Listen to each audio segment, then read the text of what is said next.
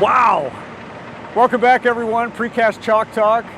Continuing our discussion about wall panels and how we're erecting those, how we then, once they're finished, like this, what do we do next? Over my left shoulder is the finished product. The panels standing, they've now been erected, welded into place, they're properly braced, but you can see daylight. You can see daylight between the edges of the panels and at the bottom of the panel at the footing. And what we're going to talk about today is how do we fill those joints and why is that important? And it's important because the building moves. And you don't want air and rain coming in, obviously. You don't want nice, cooled or heated air from inside getting out. So you have to enclose the system. So you can see at the very top now where the roof purlins are connecting to the cast in place angle. That's going to tie the whole building together. But this building's still going to move. The building's still going to move. So what happens is you get a joint like this, and you can see we've caulked this joint. But before we caulk the joint, we place a piece of backer rod in there. So the backer rod goes in before the caulk joint goes in. And it's a filler. And it allows the panels to be moving between each other because the building's going to move. The wind hits it, the snow comes on. These buildings are alive. They're moving laterally, they're moving horizontally. And therefore, even though we've made a welded connection here, if you recall, remember there's shims underneath this panel that help us to get this panel cocked, properly aligned this way and this way. Welded connection on top of the shims. And then we come back, and to be sure, where there's no shims, we have to grout underneath. So you can see the guys have grouted all the way underneath the panel. That way the panel sits flush onto the footing, and it's not just sitting on top of the shims. So it's welded connection, grout, backer rod, caulk.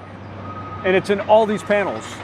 Not only do we put the backer rod in from the inside and then caulk, we also do it from the outside. So you can see this gentleman is in a man lift. And you can see on either side of him are a couple spools of the backer rod, which is like a foam insulation material.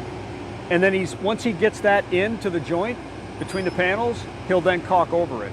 All right, so this is a good look at the finished product here. You can see the white caulk in the joint, all the way down, back to where the operator is now.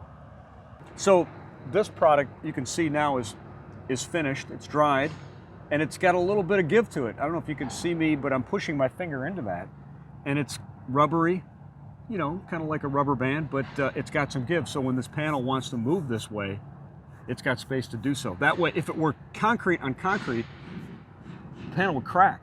So you got to leave the space to allow enough of a joint in there to give it room to move. You'd be amazed how much these buildings move. Cool. So one of the really cool things about being on a job site is that you're never the only one. It's always another crew, another company, another trade doing their really important stuff. Today I'm with Lucas, right? Yeah. Hey, Lucas. How you doing? I'm all right. I'm Hagen. How long you been doing construction work? A long time, like 15 years. Ooh, 15. And so what specialty do you have? I'm an iron worker. You're an iron worker. All right, so that means you're doing what? Right now, I'm doing the bridging while I'm going behind these guys, which are setting these bar joists above us. Okay, so we got the bar joists, and those tie into the angle iron on our panels. Yes, sir. And so tell us what's important about these angle irons and how we get them set. They are embedded in the precast. Yep. And that is important because it holds all the weight of each one of these bar joists. And that's a lot of weight, so they have to be, So strong. it's tying in that roof load, so when the wind blows, and then that building wants to go like that, it can. Yes, sir. Yeah, awesome. And it ties it into the rest of the building, so it keeps it solid. Thanks for tuning in, everyone. What a great day. Love meeting our crews and whoever else may be on the job site. It's so cool to see product going up and a building coming together where a tenant's going to move in here, they're going to be able to produce product, ship product, whatever it is they need to do to help make this world go around. And we're just lucky to be a small part of it.